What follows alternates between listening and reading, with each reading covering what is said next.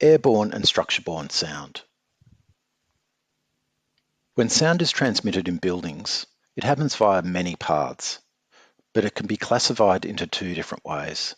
Sound that reaches partition elements by propagating from the source through the air is called airborne sound. Sound which starts as a vibration or an impact in the building structure itself is called structureborne sound.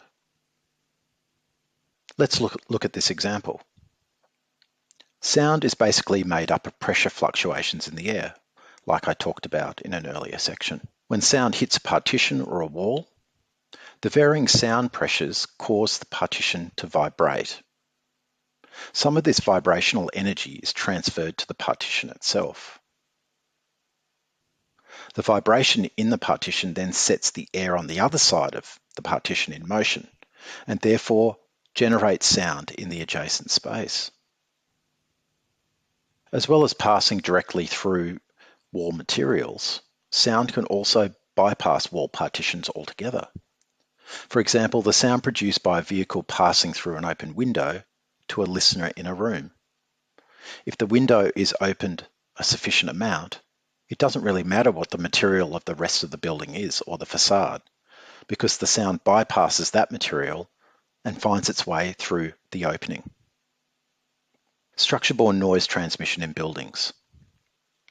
When a steady vibration or a mechanical impact is imparted directly into the building structure, it then propagates through the building structure to other areas of the building. Concrete structures or steel structures are particularly efficient in transmitting vibration to other parts of buildings. When that vibration is transmitted through the building, it then sets other surfaces in the other areas into vibration, then setting the air adjacent to the partition into motion and generating airborne sound in the receiving space. A very common example is when you can hear a neighbouring sound system or a television from someone else's apartment in an adjacent apartment. Particularly low frequency sounds, if a loudspeaker or a sound source is directly fixed to a structure or a wall or a floor, the vibration from that sound source is directly imparted into the structure and travels very efficiently to other parts of the apartment building.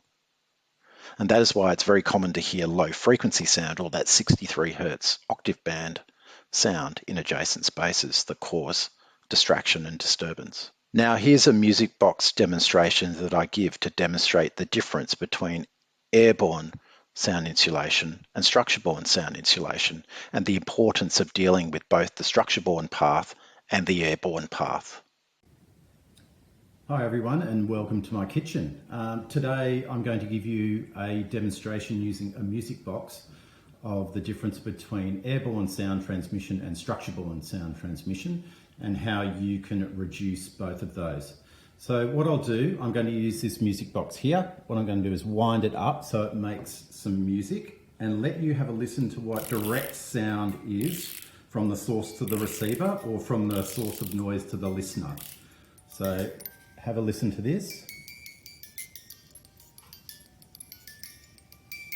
As you can see, the music box is not connected to any surface whatsoever. It's just the airborne sound component that you're listening to. Now, as soon as I put this in contact with a surface, or if you think about the structure of a building, what happens is the sound source couples with that structure and is transmitted through that structure as structureborne sound. So you're hearing a much louder component of sound transmission through the building, and it can be a huge problem, especially in apartment blocks or other sensitive type buildings where noise can be an issue. Now, you might think the first or the most instinctive way to reduce the sound would be to put an enclosure around that source. So if I bring an enclosure into the picture and put it around the source, you can hear that the sound is still very loud, and what's happening is that the sound is bypassing that enclosure and is transmitting through the structure itself. So the enclosure doesn't do much at all. So the way to eliminate structureborne sound is to introduce a sound or a vibration isolating layer, such as rubber or springs. And this is what we commonly do in buildings.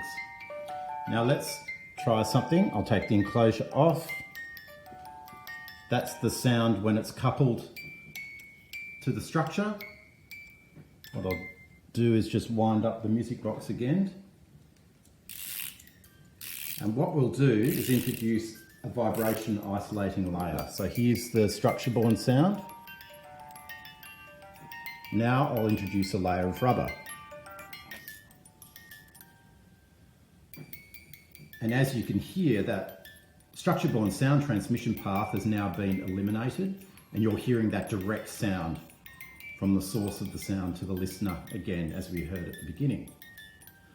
So the final step to reduce that airborne sound is to introduce an enclosure, or a sound insulating enclosure. So now that you have a vibration isolating layer to eliminate the structureborne sound component and an enclosure to eliminate the airborne component, you've got a complete solution for noise control. Thanks.